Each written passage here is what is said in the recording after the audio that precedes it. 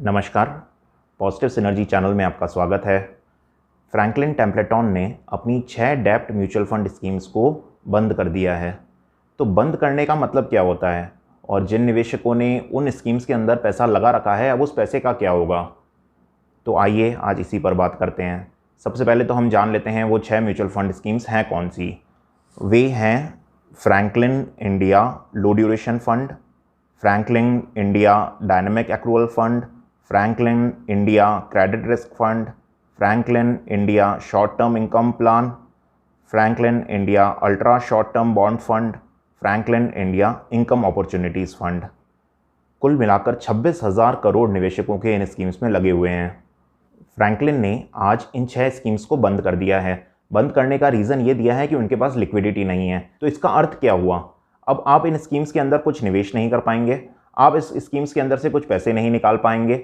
Fund manager भी अगर कोई ट्रांजैक्शन करना चाहे तो फंड मैनेजर भी अब इन स्कीम्स के अंदर कोई ट्रांजैक्शन नहीं कर सकता। अगर आप एसआईपी कर रहे थे इन स्कीम्स में तो एसआईपी भी बंद हो जाएगी, और अगर आप इसमें से इक्विटी में ट्रांसफर कर रहे थे तो वो ट्रांसफर भी बंद हो जाएगा। अब इसके अंदर ना पैसा डाला जा सकता है ना इसमें से पैसा निकाला जा सकता है।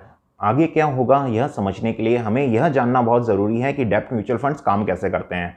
डेब्ट म्यूचुअल फंड्स जो आपसे पैसा लेते हैं और बदले में आपको ब्याज देते हैं, वह यह पैसा कंपनियों को लोन के रूप में देते हैं। जब कंपनियां उनसे लोन लेती हैं तो इनको ब्याज देती हैं और वो ब्याज ही आपको पास ऑन करते हैं अपना बीच में अपना मार्जिन रखकर। अब फ्रैंकलिन ने आपसे पैसा लेकर कुछ कंपनियों को उधार दिया। उधार इन्होंने लंबे समय के लिए दिया और कुछ ऐसी कंपनियों को भी दे दिया जिनकी रेटिंग अच्छी नहीं थी, क्योंकि जिन कंपनियों की रेटिंग अच्छी नहीं होती उनसे इनको ज़्यादा ब्याज मिलता है, क्योंकि जिसकी रेटिंग अच्छी होगी और बहुत स्ट्रॉन्ग कंपनी होगी वो तो कम ब्याज पे पैसा उठाएगी। एक छोटा निवेशक जब म्यूचुअल फंड डेब्ट फंड में निवेश करता है तो वो क्या देखता है? हम और कुछ नहीं समझते हैं, हम तो खाली रिटर्न देखते हैं कि ज़्यादा रिटर्न देख रहा है वो बढ़िया है। तो इनके अंदर भी पैसा लाने के लिए आपस में कंपटीशन होता है। तो ज़्यादा रिटर्न कैसे देंगे? ज़्यादा रिटर्न देने के लिए ये ज़्यादा रिस्क लेते हैं। ज़्यादा रिस्क लेते हैं मतलब ये लो रेटिंग वाली कंपनीज को भी लोन देते हैं, लंबे लंबे समय के लिए लोन देते हैं। तो जब मार्केट अच्छा होता है तब तो किसी को कोई दिक्कत नहीं होती, ये पैसा आता रहता है, ये लोग ब्याज बांटते रहते हैं और सब साइकिल चलती रहती है।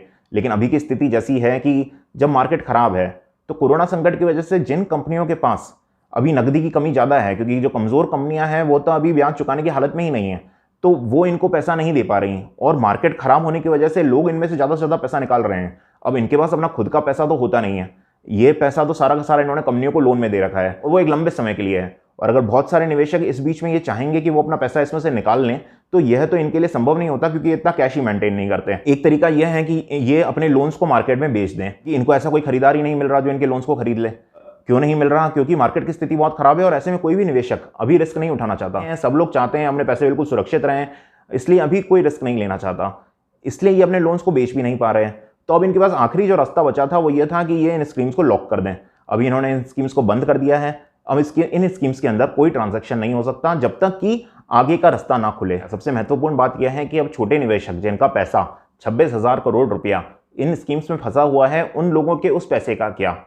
उनके पास फिलहाल इंतजार करने के अलावा कोई रास्ता नहीं है। इसमें कितना समय लगेगा अभी कोई कुछ कह नहीं सकता। ये फंड हाउस ही समय समय पे अपडेट्स जारी करेगा। उनको कितनी सक्सेस मिली, कितना पैसा वो इकट्ठा कर पाए, तो हो सकता है बारी बारी से एक एक स्कीम, जो कम ड्यूरेशन की स्कीम थी उनको वो पहले पैसा दें, जो ज़्यादा ड्यूरेशन की स्कीम थी उनको बाद में पैसा दें। इस तरह से वो धीरे धीरे करके करेंगे, लेकिन आपको अभी लंबा इंतजार करना होगा। यह कुछ महीनों से कुछ सालों तक का हो सकता है। मैंने पिछले संडे को भी एक वीडियो बनाया था जिसमें ये आपको राय दी थी कि डेब्ट म्यूचुअल फंड्स के निवेशकों को इस समय अपने पोर्टफोलियो को रिव्यू करना चाहिए। मैं ज़्यादातर विशेषज्ञों की राय यही है कि इसके बाद और दूसरे डेब्ट फंड स्कीम्स पे भी दबाव बढ़ेगा, क्योंकि निवेशक टेंशन में आएंगे, अपना पैसा निकालने की कोशिश करेंगे।